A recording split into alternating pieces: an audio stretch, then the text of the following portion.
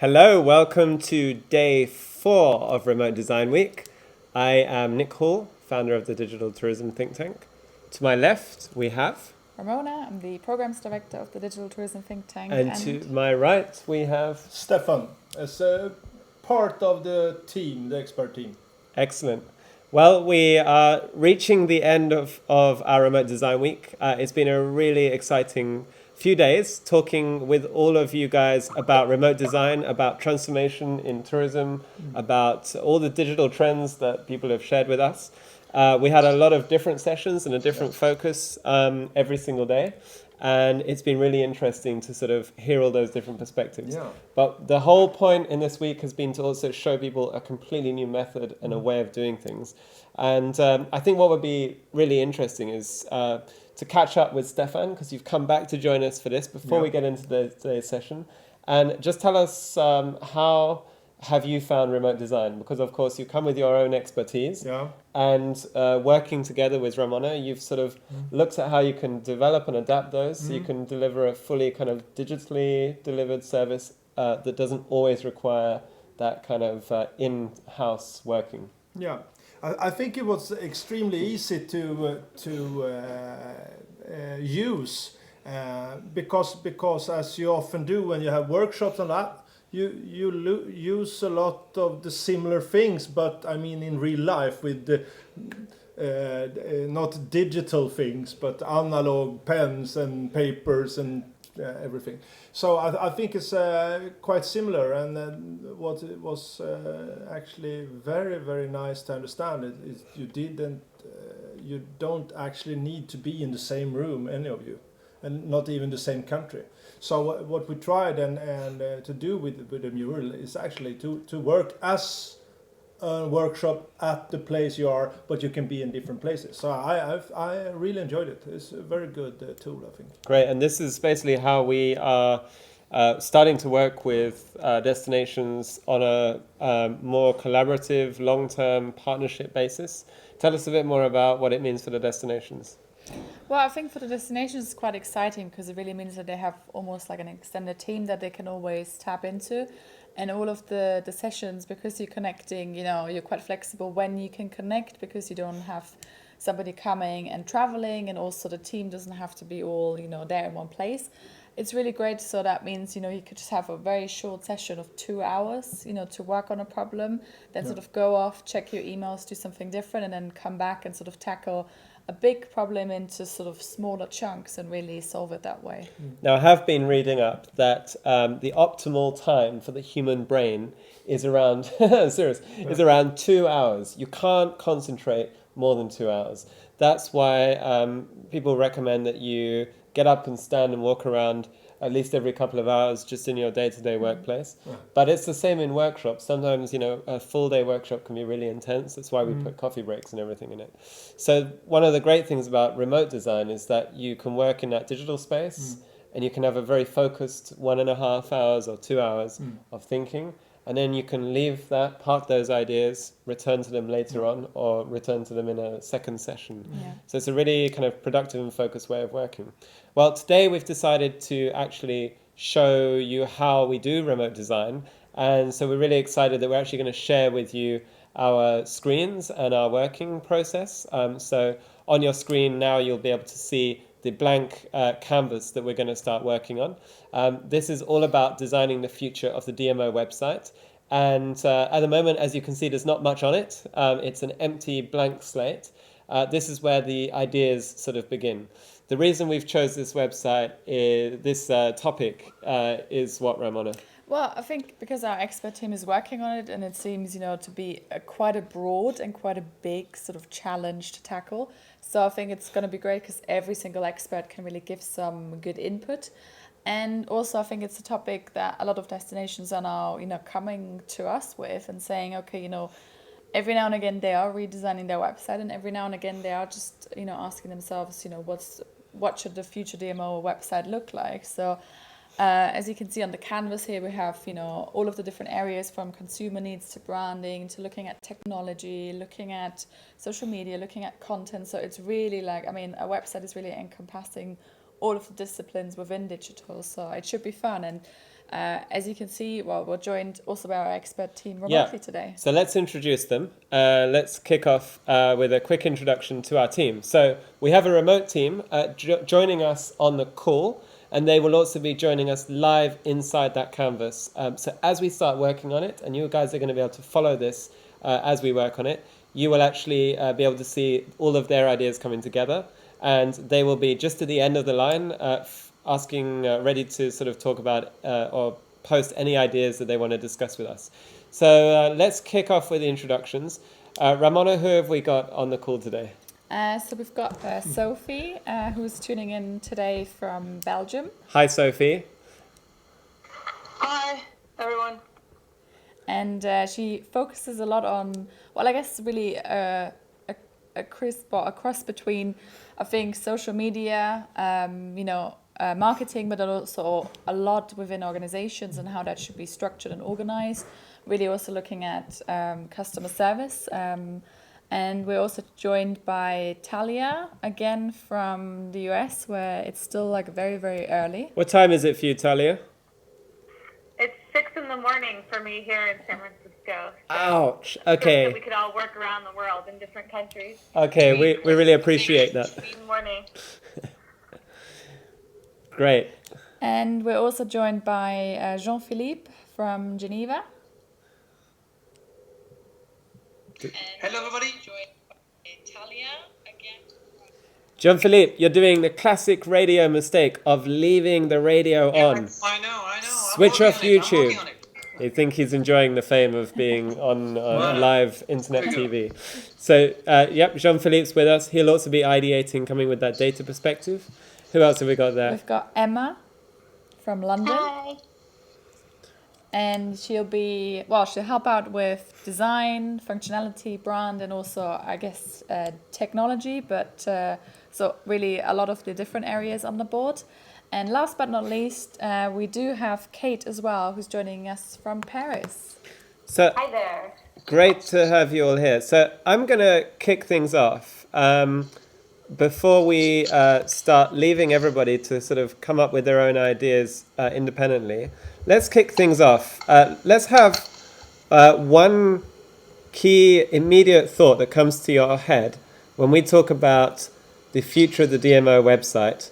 I'm just curious to know what pops into your head straight away. So I'll give you guys on the call a few minutes to think about that. And maybe I'll go straight to you, Stefan. What's the most important thing for the future of DMO websites? Actually, to create the platform that is possible for everybody to share their experience of the destination, I think. Okay, create a platform for everyone to share their experience. Yeah. Okay, I'll leave you to moderate this now, Ramona. Emma, do you have any thoughts?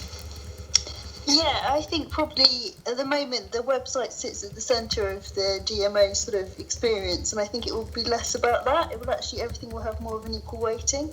So perhaps even the canvas might not look like this. It might be something that has sort of equally weighted things that we'll be thinking about around social, user-generated content, brand, and everything like that. It will all just be the same level and weighting rather than everything being pulled around the website.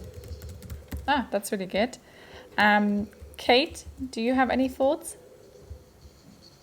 Sure. Yeah. I think that to build on what Emma said, it's going to become more diversified in that way. And it's going to be important to think about how to, choosing what platforms are the main hub platforms and how to connect them, how to get people to experience the brand on the various platforms and not just in one place, and how to kind of synchronize the various stories told in the different places. Good. I think that's another good point. We're definitely already coming up with a lot of good ideas. Sophie, do you have some thoughts as well? Maybe building on also some of the things that the others said or new ideas? Well, I'd have to agree. And I think that the main thing we actually want to achieve is to inspire as well. So offer our clients possibilities to show their best cases and share experience with other DMOs. So maybe thinking from a standpoint of a kind of making a community. That's a really good aspect as well. Talia, do you have some thoughts? Yeah, I agree with all that's been said, and I also think about how a DMO website has to provide unique value that can't be found anywhere else on the internet. As we know, there are lots of choices of information on different destinations like guidebooks and blogs and things like that. So trying to understand why people come to your site and how DMOs are uniquely positioned to provide certain content over other content, and maybe, as other people have said, facilitate UGC or kind of have this marketplace of information, but definitely thinking about the unique value proposition that a DMO website provides beyond just come here, do this. And we had to go like this first, so as the only other gentleman on the call, Jean-Philippe, tell us your thoughts as well. Well, thank you. I was thinking about, so all agree with all the ideas, and I will push on, I would say, unique, personalized, live, and community. That's really good. And what about yourself, Ramona? You're not getting away with this without giving an opinion. No. I think it's going to backfire on me in a minute. Yeah, of course. Well, I guess for me, I would say that a lot of the content now is really influenced by, that sort of layout and style and approach, that Instagram introduced into our lives. So really that simplicity, and also almost that sense of, looking at everything more in a magazine style. So as you no longer flip through your Vogue magazine, or I don't know, like your weekly architecture. Now it's all on Instagram, and it's similar approach now. I think that could be interesting for DMOs, just looking at less is a lot of the times more. And I think actually the entire week so far, a lot of the challenges, when we discussed them, and the input from the different experts was always, focus on your strength, focus sort of on, what you're really good at, and that's then really gonna make you stand out. So that would sort of be my thought on that. I guess you want my opinion, right? Yes. Well, I think you've all made great points. So that's the first thing I should probably say. I think you actually made a really good point there at the end about the brand focus, having a real strong niche. And I think understanding what your brand niche is, or what your brand niches are really important. And that's why, for example, Talia has developed this content framework service, because it's all about, first of all, understanding what your brand is, and then understanding how to communicate that in a really consistent and very, very strong way. Mm-hmm. So I think definitely I would sort of agree with a bit of what everyone said. The website, it has a place alongside all the other platforms and media, and it is another channel. I think what I often hear is this constant questioning about, should it exist in the future? Will it exist in the future?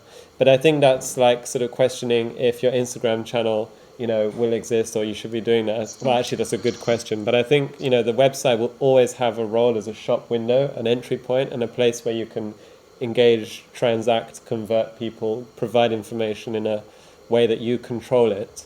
But its dominance as the primary source is obviously diminished quite a lot. I think sort of taking the idea of extending the scope of web to websites to digital is definitely the right way to go.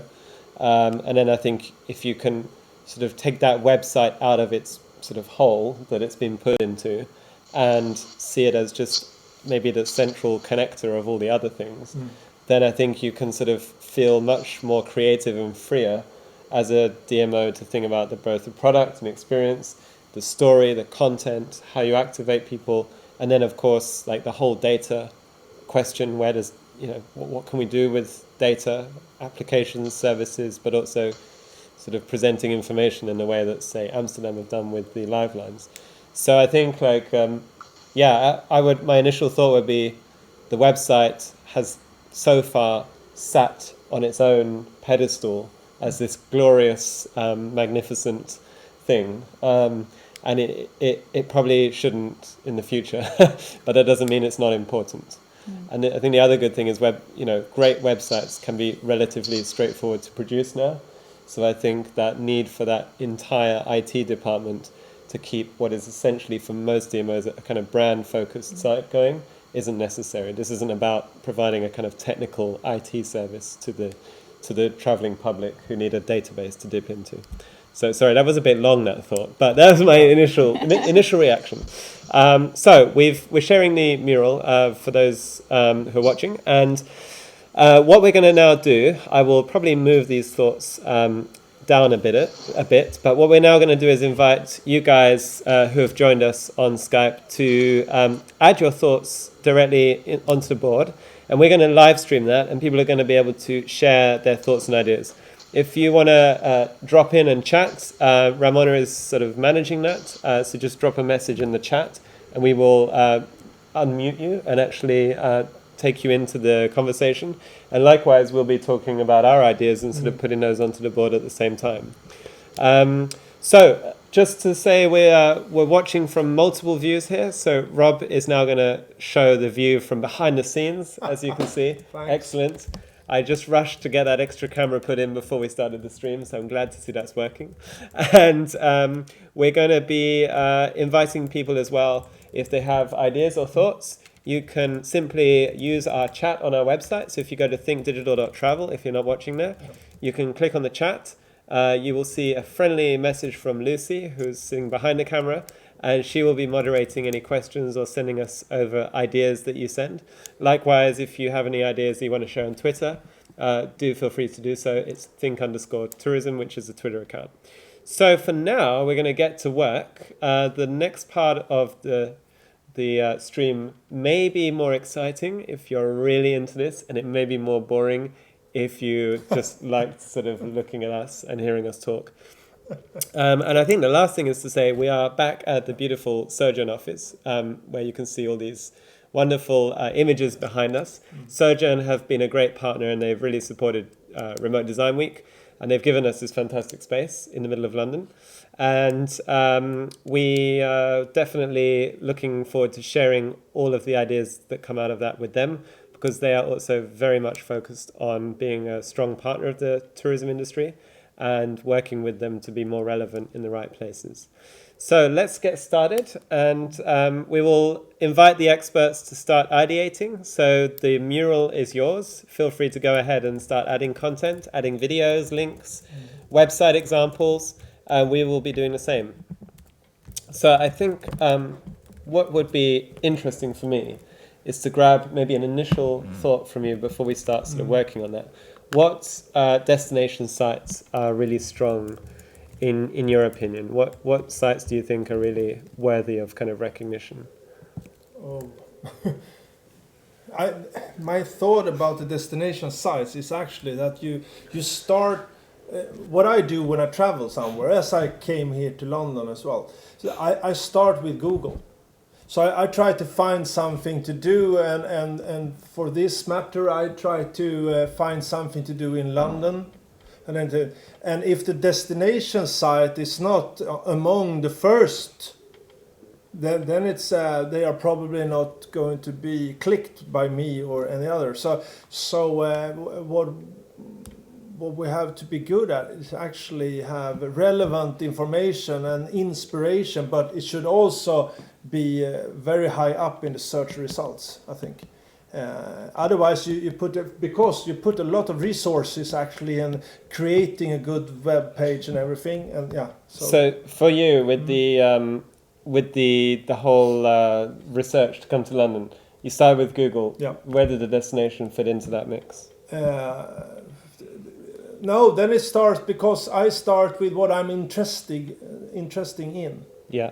So, for example, what I was interested in now is actually to hire a car because I wanted to go on an excursion one day when we were not working.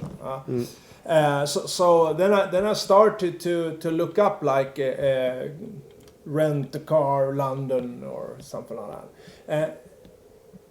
And very, very fast, it was, of course, the company, the rental owners, their sites appeared. So what I want to have from a destination in that case is a very, very fast entrance to the things I'm inspired by or interested in. Well, I don't know. Do anybody else of you have an example of this kind of? So for you, like the very practical things come up and they take over. But if you're looking for car hire, or you're looking for how to do that, why would you go to a destination website? Is there even a role for the destination website? In this case, it depends. In this case, I want to solve my problem. So if the destination page would come up with a quick answer for it on Google, I probably would click there and get it solved. But as it is now, when more and more web pages are very good and are fit in my mobile as well, then it's no need for the actual destination web page, I think. And therefore I don't have an example now about destination pages that are good, but this is an interesting discussion anyway.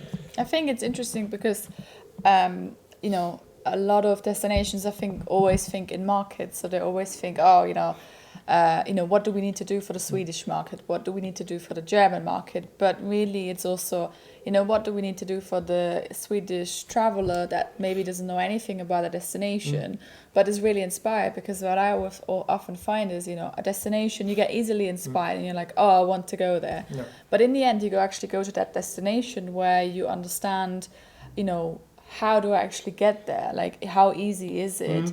Can I go just to one place? Can I do a road trip? How much time do I need? How much much is it gonna cost me? Should I go down the mainstream route and just go to all of like the touristy places because that's sort of the best approach? Or should you really go outside of like the city and like explore different regions because there's just like too many travelers who just go to the city? So I think that's also like a new nuance that I think destination websites need to think about, and I think a lot are really strong in that inspiration in terms of providing that information. But then, so a lot of national tourist board, a lot of regions, I think, are very strong just in terms of providing this top level inspiration and creating that desire for you to come and explore like several things. And then I think some cities are very strong, just really showing sort of the B side of like, the hidden gems and putting the locals forward. Copenhagen is a good example of that. I think Montreal, is really good. They have great content on there. New York City is also moving into the space where, everybody's been to New York, but not everybody has sort of been to every single neighborhood. Now it's really okay, everybody's even been maybe to Brooklyn, but where do you now go to Brooklyn? Where do the locals eat? Where's a pub that you want to go to? Where's the live music? So there's still, I think, a lot of content work. But again, as you mentioned, it's difficult because you need a lot of content. But now you really need to think about what content do I need to produce to be able to be number one or number two in Google and always come up with something interesting. There's that big question of Google destinations, which came up a couple of years ago, and I think it's still one that people are sort of evaluating. When you're searching for London, where does the sort of Google curated set of content come into play for you? Is that something that sort of pulls you in as an inspiration, as a kind of inspirational aspect? Yeah. Oh, unfortunately, maybe I'm not a very good marketing for the destination webs, because I land on Google and then suddenly I read at one of the business's own webpage. So I skip the entrance to the destination web and I go directly to another. So my thought is actually, if the destination marketing team or the web should actually provide everything, make it possible for visitors to find it. If they should provide that practical information. Yeah, if they should, of course. Yeah. Because at the moment, Google and the companies themselves do a pretty good job of sort of providing that practical information, and that inspirational information is something where the destination can be much stronger. But typically destination websites have always been about practical information. If you look right back, when the old destinations tried to have a sort of product catalog, they tried to have all the accommodation providers, for example, listed. They explained like how to get to the destination, how to get a visa, what kind of plug sockets there are in Sweden. Strange ones, I think, right? What currency they use in Sweden. You see yours. Yeah, that's a good one, actually. So, this is all the sort of information that DMOs are really focused on, being like the tourist information online. And clearly now, when you want anything, you have brands that you trust, and you also get the information you want. So, well, if we just ask that question about practical information, is there still a role for DMOs providing just very functional, practical information about the destination? Yeah, you can join in, by the way, Talia. We just mute you until you ask. So join in, Talia. What's your opinion? Not surprising, but I strongly agree that DMOs should be providing that layer of practical information, because I feel like that's, again, one of the unique values the DMO site can provide. They can leverage all the information from the private sector, the public sector, to kind of paint this picture of like what you should expect, kind of the non-sexy side of travel, to really help people feel comfortable in their destination and help them anticipate challenges that they may have, going from one country to the next. Like when we were working on it for Brand USA, we really focused on, little things that you wouldn't think about. Like people are really put off by the fact that you have to pay sales tax here. That's not part of the price of goods like the way they are in Europe, potentially in other countries. And, letting them know that's actually because sales tax varies by city and state, and you can't have a label, sales label for every city. So things like that help them understand, okay, why we do tipping, what the currency is like, how to rent a car. We spent a lot of time and effort doing this. I actually reviewed, 20 different travel information sites in 5 languages just to see what other destinations are saying and what information people are looking for. And we found, at least in my experience, that this kind of content performs really well, especially if you kind of bring it to life with very specific, cultural context, so that person really feels like that information is targeted to them. So, and I think that's a lot of what people are looking for on the internet. Beyond advice, they want to know, okay, can I bring my hair dryer? Can I actually rent a car? What's the best way to get around? Is there traffic? Things like that cause people some anxiety when they travel. They want to have those fears dispelled or relieved kind of through that content, and I think it also builds trust with the consumer. What would you say? I mean, maybe this is also something that Kate, you have an opinion on, and Talia as well. What do you think is the role of influencers? Do they have any role in providing also that sort of quite practical information on, where to go and sort of, what to consider? Like, I don't know, how can you rent like the best car for like the cheapest price, or these kind of things? Do you have any thoughts on that? I was going to say, this is Kate, I think they have a role, but it's very hard to regulate them, making sure that their content is accurate or comprehensive. So I think that it's true, influencers and bloggers can write about that type of content, and that can be hugely influential and helpful for the destination.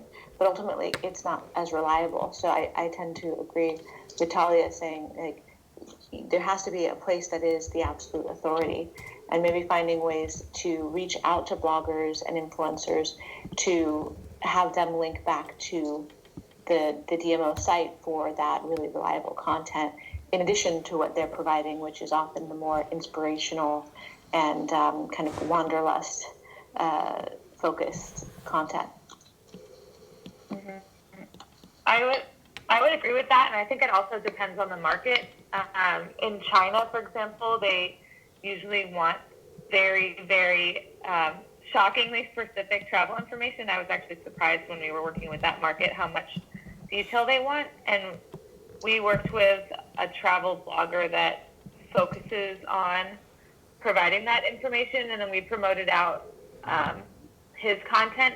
So I think it depends, like Kate was saying, that it depends on the blogger and what their niche is, and if they really focus on providing that information that I would consider kind of dispels anxiety for some cultures about traveling, then promote it out. But it is an issue of quality, especially, at the national level. For example, you have to provide information on visa and entry policy and things like that. You can't, as a DMO, you can't really provide any information that's not part of the official government, language. So there's also that tricky area there. But there are certain bloggers that do a good job with that. But I would also say, as a DMO, enable them. Why don't you provide them with a set of content that they could draw from? These are the official travel information, and, make yourself more useful for these bloggers so they could spend the time, like Kate was saying, on the things they do best, and use the information that you've provided to, bring more meat to their story. And that way they link back to you and you get more traffic from that.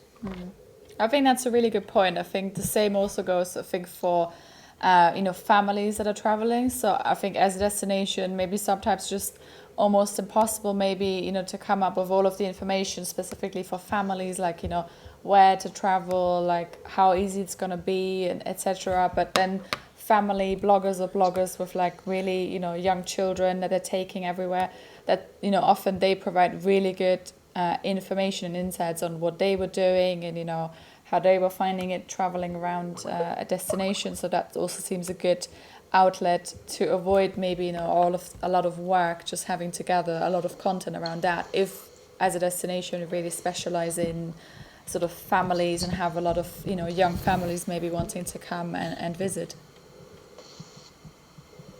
Sophie, do you have any, I don't know, maybe you can share some thoughts on that, because you sort of, you're really specializing a little bit, a hybrid between sort of content, but then also sort of social customer service and seeing sort of, what information should be given to consumers. Yeah, and it actually relates back to what was said in the beginning, that I think it was Emma who said it, I'm not sure, that it's actually going to be more than a website. So you don't have to think about, my website, but actually you have several means, whether it's via mobile, whether it's via social media, to connect with your customer. And when talking about content and clients, I think it's important to ask your clients what they want to do. Either ask them directly, have focus groups, use social media to do that, to connect with people, let's say Facebook groups, for example. Try and find your most avid ambassadors and get them together and actually ask them, okay, what do you want to know? What do you need? What would you find interesting? And on the other hand, not asking, but also analyzing it very well. When people come to your website, what do they do? What do they visit? What do they want? What does their behavior show? And put those two together to constantly optimize the information you're putting out there and the way in which you're doing it. So we have a comment, I'm just sort of jumping in. We have a comment from Alvin Rosenbaum. So thanks a lot, Alvin. We really appreciate you sending the comment. He says there are differences between a DMO and a CVB. So CVB being a convention bureau. I think it's fair to say that for those listening in Europe, we don't use the term CVB that much. They tend to be really combined. But yeah, there are differences between a DMO and a CVB. The mix between all hotels, eateries, major attractions, currency, etc., versus storytelling, niche places, tour routes, deals, and coupons. So I think that is a really good point. And if I can I'll zoom into the mural in just a second so you can sort of follow me doing that.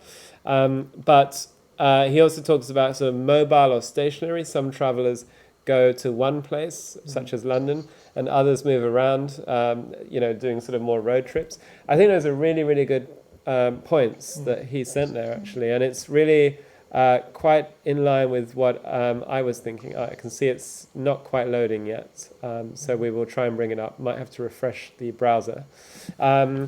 So yes, I think that's a really good point. I mean, what do you guys think about that? There are quite distinct differences then between types of travelers and what they're looking for. How how can the destination website sort of serve those needs for different travelers who sort of all eventually arrive on the same website?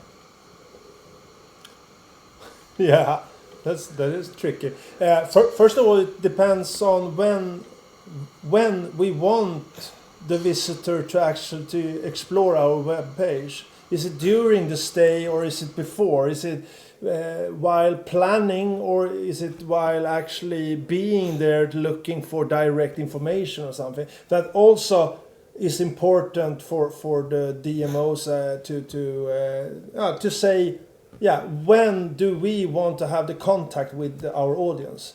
Yeah. Or maybe it's when they are already here, maybe it's another type of channel or something else that we need to provide.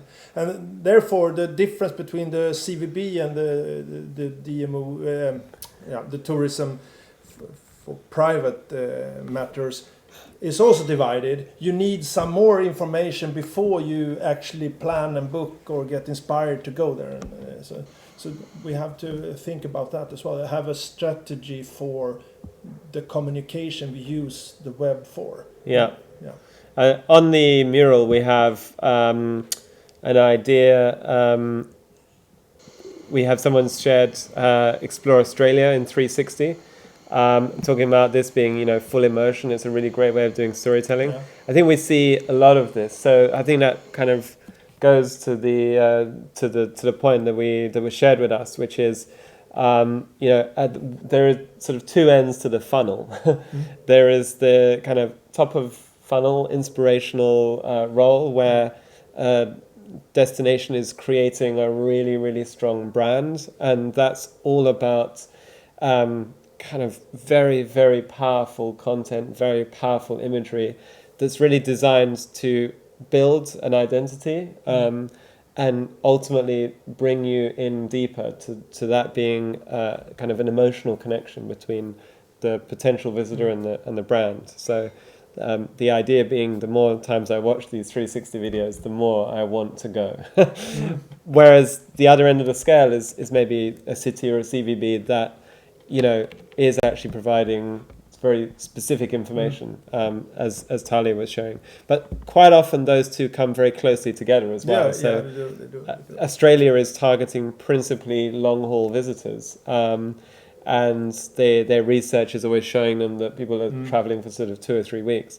So those visitors also have really practical questions. And I think, we can quickly make those assumptions that we can find the information easily.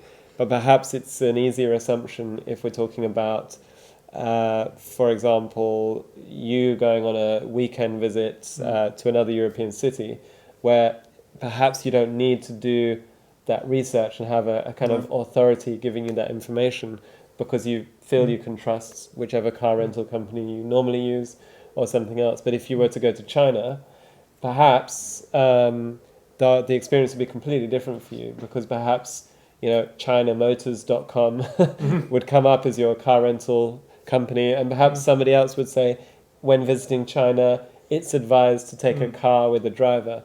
And that's not the sort of information that you maybe know immediately. So I think somehow finding a way, if we go back to the sort of question of the website, how can it provide the different provide for the very different needs of those travelers is really the big question I would have. So if we go to consumer needs. Jean-Philippe actually has a thought on CVB. Jean-Philippe? Yes, I just had one point. I'd like to add one point on the CVB. It reminds me, Nick, when we talk on Tuesday, we're talking about silo.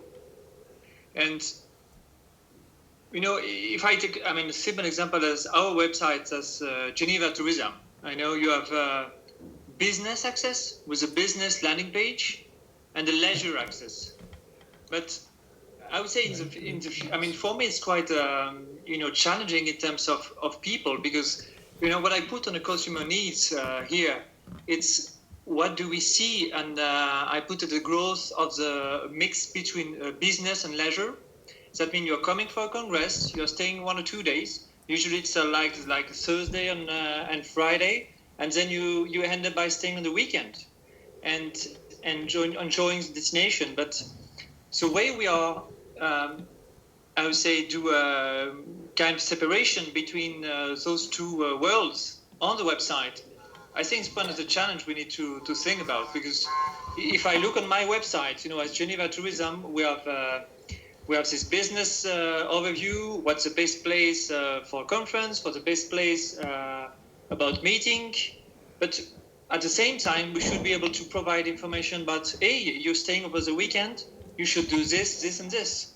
And I mean, from my experience, I didn't see really a mix between those two worlds or either links, even in department, because it's the leisure part is led by the marketing department, and the CVB, a convention bureau, is led by another department. It's not, we don't have I would say, combined view on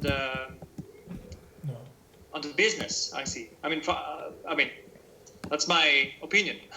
Yeah, I think you're absolutely right there, and it's not just the case at Geneva, but I think the majority of destinations are handling it that way. I think now that we're seeing a lot of them rethinking their digital strategy that's consumer facing, then they're also thinking about, okay, what about the business traveler? And now I think Copenhagen actually was one of the strategies that was highly discussed in the industry, and they were introducing pleasure as like one of the key movements or focus points within their strategy. So really combining sort of leisure and business travel as a pleasure, and really making sure that people do stay, people do come back. If it's business travelers traveling to Copenhagen, that they do come back on a leisure trip, or that they do bring their partners and families, to extend sort of a stay there. And that's like really important. And in a way, like, they're not, as you said, they're not different people. It's exactly, a business traveler has exactly the same needs as a leisure traveler. And, they also want storytelling. They also want to be inspired. They also want, the same things as leisure travelers. So it's important, but how do you communicate that in a way where, I don't know, it's not like doubled up, so it's not like, doubling up the work, but really using the same resources. So it needs a lot of coordinating, as you said, just making sure that actually departments work together, talk to each other, and think about a plan that sort of works for everyone. I'm not sure if Kate, Sophie, Talia, or Emma, you have any thoughts on that too. Seems to be like another challenge actually in any destination. Yeah, I'm actually. Oh, go ahead. Yeah, Talia. This is Talia. Speaking of about the Convention Bureau and the different audiences, one of my clients I'm working with, Arlington County, has the same issue where they just don't have enough resources to make content for the different audiences. So I'm working with them on how to understand, okay, these are the things that a meeting planner wants to know, but essentially, they're still people. They're going to be motivated by the same kinds of content, like you said, like the, what to do, where to go. So how can they, in their new website design, make sure that content is cross-pollinated? And I'm sure they're doing that, because at a smaller local level, you tend to have less content resources, and you don't really have the time and money, even if you wanted to make all of that content for all the different audiences. So I think it's about understanding where you're going to provide the most value at the level in the food chain that you are. Because if you're talking about the local level, people are looking for specific actionable insights. If you're talking about the state or national level, they're looking more for inspiration. So maybe look at how you leverage your partnerships to serve on that content. So if they are talking about Switzerland as a whole, then maybe, and they're looking for Geneva content, then Switzerland would point them to Geneva. And you can't be all things to all people. It's impossible to maintain a broad and deep website on a DMO budget. So thinking about how you can leverage those partnerships, or maybe including sponsored content on your site to then make that content deeper if you don't have the budget to manage that site. That amount of content on your own. So just a couple of thoughts. I like that. Yeah. I think what we have to be is beware of the conflict between the inspiration and the information. I have some bad examples of that is when we try to present the CVB information to the leisure traveler if you're, for example, using a venue that is popular both for example, a dinner and a conference venue, and you go in there to get inspired, and you also see information about how many chairs, how many tables, and if it's possible to have a PowerPoint there at the same time as you try to tell everybody how romantic or interesting it is to be there. Yeah. There is when you work on the same platform, there could be a bad conflict, I think.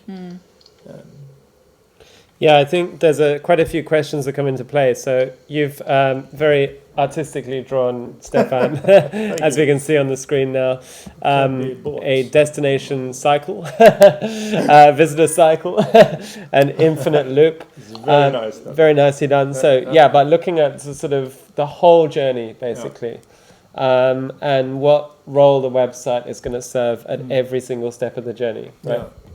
Yeah. Probably it's not possible. Or is it? That's a really interesting question, I think. Maybe there are different kind of social media or other platforms that need to be provided on different places. I mean, on different times. Yeah, I think it goes back to looking at sort of what is the strategy, or what does the destination want to achieve, and then sort of finding the right approach. I think what we often see, and I think what was also reflected in sort of the discussions earlier this week, was really, unfortunately, there's never going to be a one-size-fits-all solution to the website or to the approach of, how you communicate or how you sort of produce and distribute content. So yeah, it's an exciting process because today's ideation, I guess, shows how many ideas and how many things just come together in quite a short amount of time. So maybe we can ask the different experts actually what they have sort of added to the canvas. Kate, do you want to maybe let us know sort of what things you have added to the canvas, and we can blend that in? Sure. So in the content area, I was talking about different types of content, something I mentioned on Tuesday, but, creating different forms of the same content so that people can interact with that content differently depending on who they are and what their needs are. So in a sense, it's a little less work for the DMO because they've already done the research and created kind of the baseline for the content, but ultimately presented it with written or infographic or video, which are then shareable not only across social media but on influencers' websites, and can be taking that the DMO content and spreading it kind of across the web, and thinking about how to. This is going into the partners, stakeholders, but don't just have diverse types of content, but allow that content to be produced by different entities. So, influencers that might have their work being actually part of the content of the website, or part of what the DMO is actually presenting as their own across social media. Also finding a balance between evergreen content and timely content. Of course, there's a lot of information that's not going to change, but what's going to make the DMO feel relevant, even more relevant to people, is they're reporting on timely events, exciting things that are coming up, seasonal events, etc. That make it an entity that's kind of revealing new and exciting trending information, so that's what I had added to the content. Do you want me to keep going? Or Absolutely, yeah. Go ahead. Yeah. What did you say? Did you say keep going? Yes, absolutely. Okay. So jumping over to social media, we were talking about making sure to use social media for lots of different things. So it's not just about putting stuff out there, putting communication out there, but it's also getting communication back. So it's using social media as a place to get, to poll the audience. I think, I'm not sure who mentioned it, but someone mentioned about, tapping into groups. Groups, for example, on Facebook are really just active, and people are constantly asking questions about whatever the topic is of that group. And so the DMO is going to be tapping into those groups that pertain to their destination or region.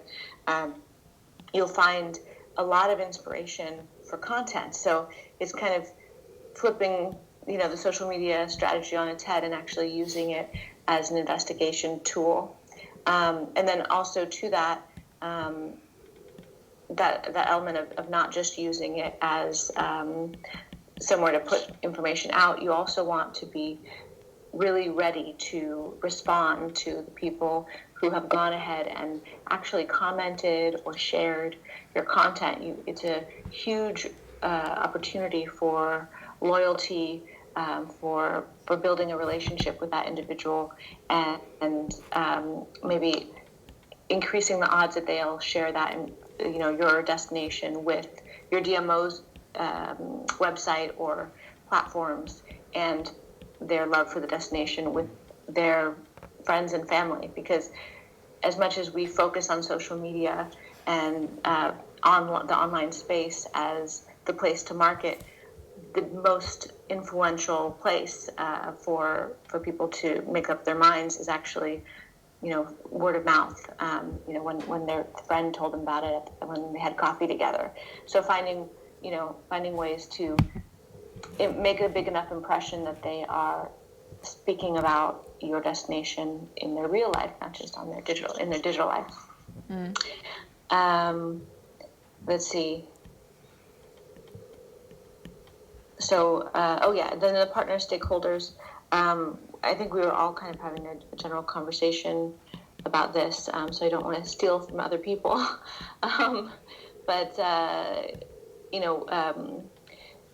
Someone had mentioned creating a framework for partners to belong, to work together. I didn't write that one, but I think it's important that there is a framework that's created, but then ultimately being open to creativity, where you're working with brands and local businesses, etc., or even influencers, in a way that it stays open for creativity and innovation.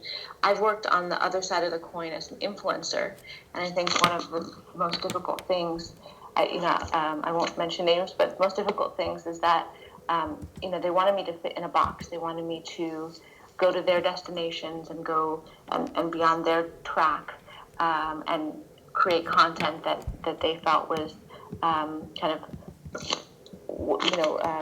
fit into their campaign in a way that actually limited my brand and limited the reach of my own content. So it was really an interesting experience to see that when I allowed there to be too much input from a DMO, that content of my own was not as popular with my audience. So,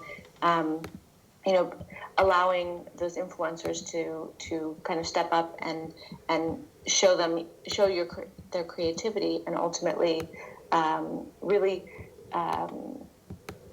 create content that's going to be more successful. All right, I will stop there. Great, really good stuff. Thanks a lot. A lot of ideas in such a short time. Yeah, maybe Sophie has some thoughts, because I know, social media is closely connected to that, or just tell us what you've added to the board. Well, I think a lot has been said already. Maybe if we focus on social media and new technology, what we see now is that platforms such as Messenger, Facebook Messenger, and WhatsApp are really trying to get the companies closer to the end clients. So offering personalized service, and it's not only the moment you come on the website, the little pop-up says can I do anything for you? That's the start of it. That's but it's us. also if I have questions, I can connect through WhatsApp or whatever messaging service that I prefer. And on the one hand, it's personalized, and on the other hand, you can use it as a kind of suggestion bot. Where do you want to travel today? What do you want to explore? And that's a kind of a fun way sometimes to take someone on a discovery. Okay, so you want to go to Iceland. What are you interested in? You ask 3 questions, and then you can lead them to a video. And it's a way lots of people are actually it makes it possible to explore more. I think it's also probably like the fun aspect of that, because it's something new and it's also a bit playful. I think if you give like different answers and then you get different sort of content served up. Exactly. And you can you know, the things that all the ideas that we have such a very diverse audience we're trying to service. It's okay to have apps or to have platforms or to have tools that only caters to a small group, let's say millennials or women between the ages of 35 and 55, as long as they feel connected and that makes them loyal. If it works, that's good. I think that's a really good input. Maybe Emma has some thoughts on that too, because new technology, I think Emma is always on the lookout for sort of what's happening there. Yeah, so I've put a couple of things in this section as well. So I've sort of said, hopefully in the future it'll be less about the kind of fads and the fact that actually at the moment it's quite trendy to use certain types of technology, new trends that are coming in, because everyone kind of says, oh, I want a chatbot, or I want to use blockchain, or I want to use this, or I want to use that, because they've heard from their boss or the kind of the owner of the company that it's the thing that needs to be done. And I'm hoping that in the kind of future it will be kind of streamlined into websites when it's needed, or used as part of the kind of, website mix when it's needed by the user and it's actually fulfilling a user requirement rather than just because it's trendy. So I hope these kind of things will start to bed in a little bit more and become a bit more everyday. So that's kind of my hope for the future of it, really.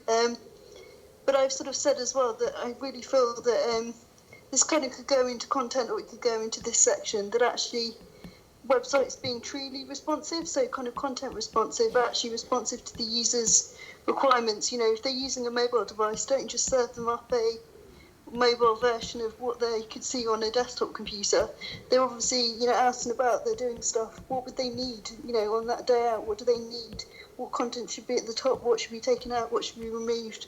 What should even be added in? What would make their experience better? So that can kind of go into content or technology. So I've kind of put it on the edge of technology at the minute. Great. I'm going to draw a huge arrow across the board from technology to consumer needs, because I think that's a really good point. Like we often, we just seem to have endless examples in, I think, every industry, but I've certainly seen a fair share in tourism of, what I've written on the board there is, we need a chatbot. And everyone famously said we need an app. Oh, God, I remember those days. They were dreadful. Exactly. So probably we're not seeing the same degree of, needing a chatbot. But I agree with you that it's all about the decision-making process when you come to something. And it's about saying, what do our customers need? And sort of being very aware of how technology has advanced and how sort of current trends might be really interesting, especially knowing that sort of if you're targeting especially types of customers like me, I love to embrace anything that's new. And I think a lot of millennials, especially sort of from the sort of metropolitan areas around the world, are really, really engaging well with that sort of thing. So that's where, new technology could really be powerful if you're an early, one of the first there. But likewise, it needs to be something that comes with a clear decision-making process and isn't just done for the sake of it. Yeah. Maybe it should be sort of problem-led first, and then, if a chatbot is the solution, then a chatbot's the solution. It shouldn't be I want a chatbot first. Let's see how we can shoehorn one in. Yeah. And then I looked a little bit at brand as well, and just the fact that I felt that kind of the brands of the future we're going to have to consider a lot more, because they're going to be part of a website, but they're also going to be part of other kind of digital environments and also physical environments. So we need to think about how brands kind of play as part of that. So what do they feel like? What do they smell like? What do they sound like? All these things, so that we're kind of creating those as a when we're creating a brand, we're building those into it. Because I think at the moment with brands, we've kind of started out with print brands, and a lot of kind of brands that are in existence are still kind of lagging from the print days. And we're now trying to shoehorn them into the digital environment. And so I think hopefully with the kind of the way the DMO website will be going, and the kind of the dissemination of actually content going into kind of other places like social and into the physical environments, that actually we'll have to think a lot harder about how these brands play in those areas.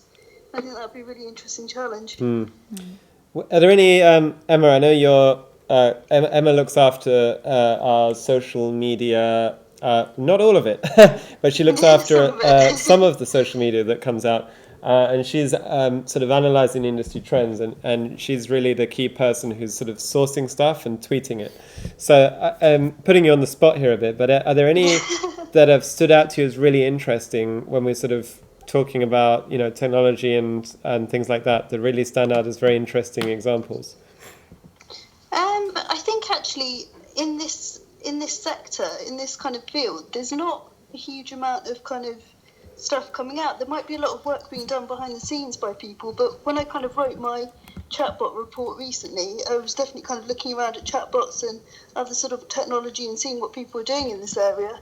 There's kind of some use of things like beacons and things like that, but actually I think there's a great opportunity to really play with this stuff. I mean, VR is obviously kind of become a lot more popular and a lot more kind of mainstream within the sector as a kind of a tool of storytelling.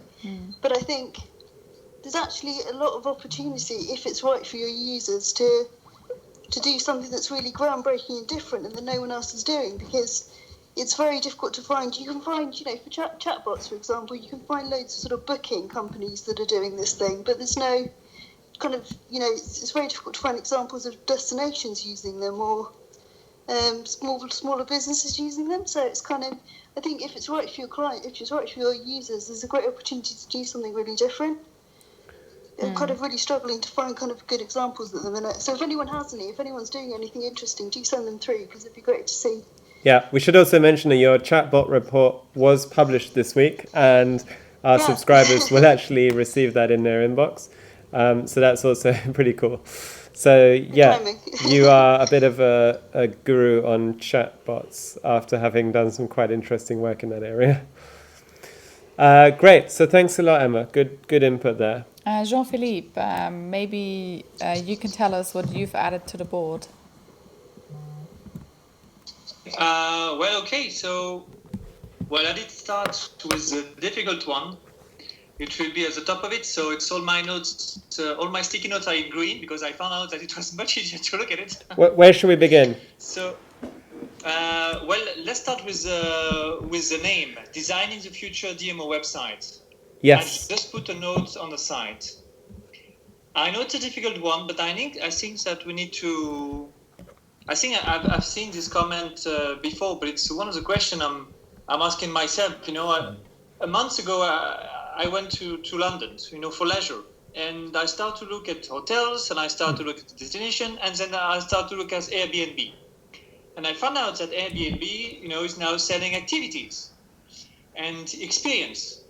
And they have a growth of about 30% growth, Airbnb. And Google, one of our experts was saying when I look for a destination, I start with Google. And I think we all start with Google looking for a destination. And Google, they have kind of, it's, I think, the second largest, most valuable brand in the world. Current growth of 20%. They are doing hotels. They are more and more into tourism. So one of my, first, question or interrogation is what will be the future of our future DMO website? Do we have a future as a DMO website? do we have a future as a selling, selling rooms, selling activities? I think it's kind of a challenge we need to think about. The second point is about design and functionality. Before we move on from that, Jean-Philippe, what is your... I see you've dodged the question by asking it back. Very good. I think you would make a good journalist there, or a good politician. But so, what's your opinion? What's your opinion on the future DMO website? Well, is that the challenging part? Well, I'm working for a destination, so that's a really challenging part. But I think one of the things that will drive, I would say, the future is we maybe need to look more and more at the consumer needs. If you go to the consumer needs section, I had 2 points, 2 or 3 points regarding this part and one of the points is regarding the millennials. Now we know that the millennials will be the largest, generation, and they have also really special needs. We talk about uniqueness, we talk about authenticity. We know that they are very sensitive to word of mouth, and that brings me to the content part. So if you go down to content, when we are talking about word of mouth, as a DMO, we try to create good content. To present the destination, to showcase the destination. But more and more, we are looking at local partners like bloggers or even just locals, willing to share the unique vision about the destination. And I think there's something here to think about is not really to put forward, we put forward the destination, but also to be focused on, creating on maybe not creating content, but maybe gathering content. And this is one of the points I put as I say, do we need to create content as a DMO?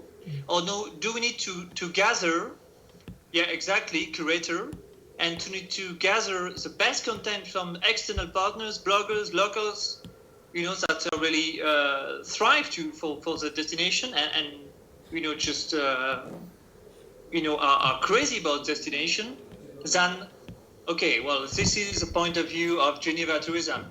So of course they will say that there are beautiful museums, there are beautiful destination, but what the locals will say. It's really, I think it's really something we need to think about. So where I see our future DMO website is much more focused on who is on the other side of the screen, because now we are really focusing on what I would like to bring forward, what I would like to showcase, but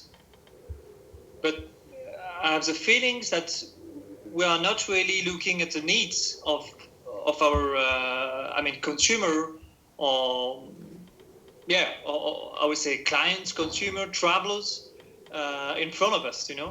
Like the same way we say. I had a point also exactly, Ramona. It's funny that you are talking about pleasure, because it's exactly the comment I put, the growth of mix between business and leisure, called pleasure.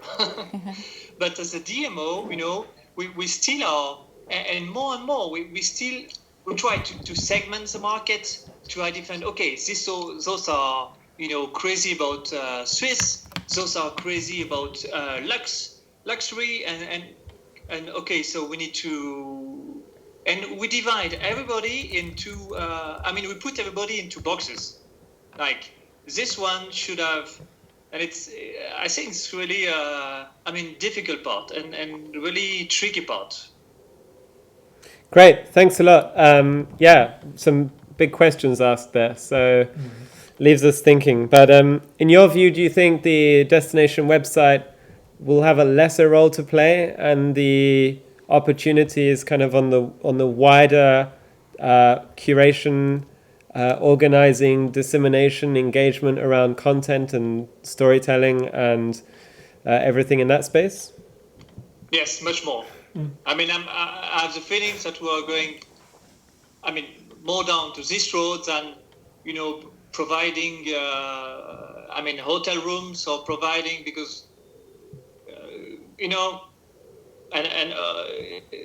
same, we're also selling room at Geneva Tourism, but it's, when you're trying to fight against Booking.com, it's like, it's going to be a tough battle, Yeah. So I'm more into curators than creator.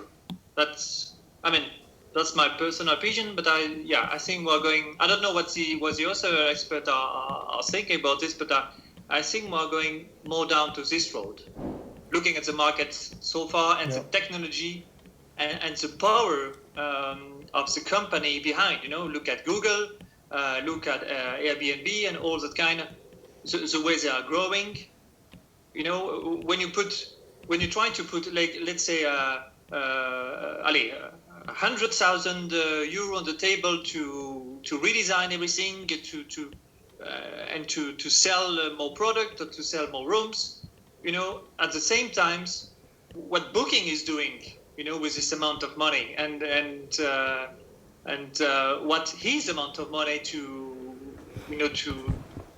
battle. So I think it's quite a difficult battle and difficult, for tourism industry. Good point. Yeah, excellent. Maybe Talia, have you got some thoughts and what have you added to the board? Hi, everyone. Hey. I always have thoughts, as you know. Some of the things I was thinking about, so not just thinking about the functionality of a website from the consumer perspective, but also thinking about the framework of managing a website within a DMO and maybe the limited resources that DMO might have. So I did add some stuff to content, but I was just thinking about what kind of tools can you integrate into the website that would make the management easier and the delegation of different responsibilities easier. Things like UGC content, which brings the website to life, can be leveraged by different tools like CrowdRiff and other tools like that. How can you use a content entry tool or content management tool to track your progress? There are other tools that help you with managing translations at scale and content entry. So I know that's a little nerdy, but I think that's definitely a big part of what we have to do. If you have a big website with all this functionality and you can't manage it, it's not going to be sustainable or useful. So that was one of the things I was thinking about. As someone who had to manage many websites, it is a lot of work, and you need to think about that workflow. The other thing I was thinking about, which I mentioned earlier, was just the DMO's role as driving inspiration, but also a partnership organization. So I think there's a lot that can be done there with partnerships, especially in regards to driving bookings. So as many DMOs are set up as kind of nonprofits, of course this varies across the world depending on if they're government or not. It's sometimes challenging to sell product, especially as, like someone mentioned before, you're competing with Booking.com and other sites. How can you kind of lean into that competition and partner with these kind of competitor sites? Because ultimately what you're trying to do is bring people there. So who cares how they get there? So how can you work with Expedia, hotels, airlines, things like that on your website to drive that conversion, or maybe work with them off your website? So start the inspiration on your website and refer them to these third-party vendors, and this would give you more real-life data to work with other than 16 people read this blog. 17 people booked a flight is a pretty compelling statistic. Then more broadly, I was just thinking about how the DMO website can be more consumer-centric and useful, generally speaking. The whole point of the website is to drive inspiration and visitation, but if we're not giving the consumers the tools they need for that, we're not providing useful information or tips and tricks, or thinking about really not just serving the partner audience, although I said that we should do that. That's a balancing point of understanding, what the consumer actually wants to know, being specific, being compelling, using visuals that really capture that experience of being there, and thinking about the utility that your website brings to the marketplace. And building off of what a lot of the other experts said, curating content and UGC doesn't all have to be things that you wrote yourself or that you hired someone to write. Thinking about how you use that as a hub for information on your destination. So you have travel information and partnerships there, and all of these things that really bring your destination to life to make it the most useful thing for your audience. Can I comment there?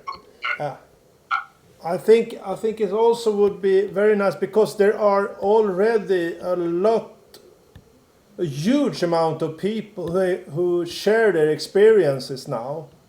They are like visiting restaurants that they think are the best they ever did. They are listening to music. They're going to theaters. They are enjoying the nature or anything.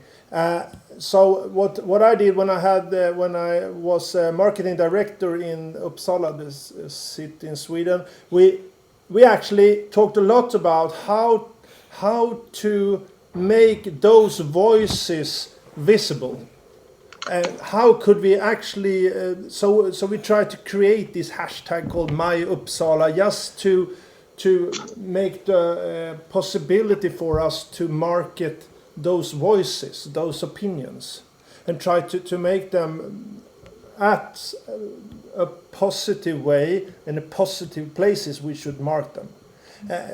Because we can't sit all the time, all the day in a marketing organizations to write all those things. People are already there. Right now they are taking pictures, they are showing their friends and everything. How can we use that as a marketing tool? Would be interesting, I think, to discover. Absolutely. Yeah, I definitely agree with you. Creating that enabling environment with the website. So, there's all these activities that are happening outside of your control, like UGC content and, people selling product. How do you bring that all together and create that framework for all the content on your website? Great, and I think that really ties together that kind of what we were talking about earlier about curation and content creation and curation. I take a slightly kind of I take a view that both are important, but I think we need to work out how to do both really well. So I think if we talk about that top of funnel, which we're talking about, the sort of National Tourist Office has to do really, really well. That's where creation is so important. But I think likewise, that kind of authenticity behind the brand is extremely important, so that all that brand content kind of lives true in a way. And that's where, what you mentioned about sort of organizing all your messaging around really strong, curated, organized hashtags makes complete sense. And it also allows that kind of closer to sort of bottom of funnel conversion work to do just a much more convincing job. Also, when it comes down to sort of recommending, if you, let's say you really want to sort of target young families, and working with kind of family bloggers that are really kind of focused on these smaller but really, really interesting niche markets. That's where the recommendations and the tips and the trips that are shared by those influencers will have so much kind of power at a kind of much further down the funnel when people are coming to that research, that sort of practical end of the funnel, where previously they would have used a destination website to just look for exact information. But I think, organizing content, I think almost linking really well selected influencers with the wider conversation. So the wider conversation organized through hashtags is a really kind of good hybrid that can work really well. So yeah, lots of ideas. Has everyone had a chance to share their input on this? Yes, I hope we have not forgotten anyone. Normally I'm good at this, but just double checking. But I think we have heard from everyone. We don't want to make a mistake here. Nobody's complaining, so yeah. But I think there's already a ton of really good ideas, and I think this is great because it really shows that we've been probably discussing this for around sort of an hour and 10-15 minutes now, and I mean the canvas looks quite full already. There's a ton of ideas, and probably we could continue the discussion all day and really add like a lot more, but then we might run out of canvas space. Yeah, great work, guys. Thanks so much for effectively demonstrating. I just have to say, there's a before we end the stream, I'm zooming in now, so it'd be great if we can just get this. There is a there's a strange piece of toast on it's who added this? Me. It's You added this. round. But can you see what it? Do you I recognize can it? explain it. I am about to say, so I haven't read this, but I am instantly recognizing this as Eindhoven. Now, Lucy, Yeah, exactly. Lucy, who is doing our social media, she's just started this week, so we're putting quite some pressure on her. But if she can just tweet this out to Peter Kenty from Eindhoven Tourism, he will be flattered to see that we're featuring him in Remote Design Week. And now, is this actually an Eindhoven logo, or am I just imagining this? It is an Eindhoven logo, so it's part of the way that they're doing the brand really nicely. It's kind of across social media, across everywhere. It's really consistently showing up as kind of playful and fun use of the kind of logo mark itself. So I think it's a really good example. It was in my brand report actually as one of the kind of really strong ones because it's kind of out there in the it's not just on living on the website, it's kind of living on social media. They did a kind of a campaign where they encouraged people to go and sort of create these things, and there's videos that have been created by local artists and things like that involve the shapes, the mark of the logo, and it's a really nicely done logo mark. So it's a really good example of a truly sort of digital brand living in an environment that isn't just on a website. As you can see, I'm trying to replicate it here. So, Very, very good. so there we go. It's pretty good. Very good. So, guys, you've really given some great input here. Thanks so much. The idea of today's session was to talk about the future of the destination website. So I think we've kicked that off pretty well. But it's also to show how remote design works and how we work together both in person but also with our expert team remotely. And as you can see, it's an extremely productive process where in a really, really short amount of time, a lot of ideas can come out. Now, obviously, if we are entering a session with a client and we've got some sort of brief, we can also pull in loads of prep work that's been done beforehand, drop in links, videos, website examples, images, and ideate around that. And as Ramona was explaining before, we often do this in sort of 2-hour sprints. So we can basically also go through kind of different ideas on different boards and come out with really a lot. So I think you've done a great job, guys, of demonstrating how that works. Thank you very much for the contributions that have been sent to us through the chat. We have actually included them on the board. So I've got a few here. The ones I read out, I've included. So you have actually made it to our board, which is brilliant. And if you want to connect with any of us to get us to help you ideate some of your work, all you need to do is visit our site where we've launched a brand new remote design services section on the site. We feature all of our experts there in bright green and we have a fantastic kind of range of services that have all been handcrafted, hand sort of developed together with Ramona. And these are all services which are effectively ready to go, ready to ideate, and they're designed to sort of work with you and your DMO, with our experts, to help you basically work through your challenges, develop frameworks, ideate new technologies and ideas, and also audit existing activities. So I would just like to say thank you to all of you. So we've got Kate, Sophie, Talia, Jean-Philippe, Emma, and of course, we also have Stefan, Ramona, I thank myself. Thank you. And thanks also to Rob behind the camera, because he's been doing some very complicated switching stuff. And also to Lucy, who's been sending me all those questions. We'll be back tomorrow at the same time, 3 o'clock CET, 2 o'clock GMT. And we look forward to finishing Remote Design Week with a little talk about some of the things we have coming up in the pipeline. So thanks a lot for joining. Bye. Bye-bye. Bye.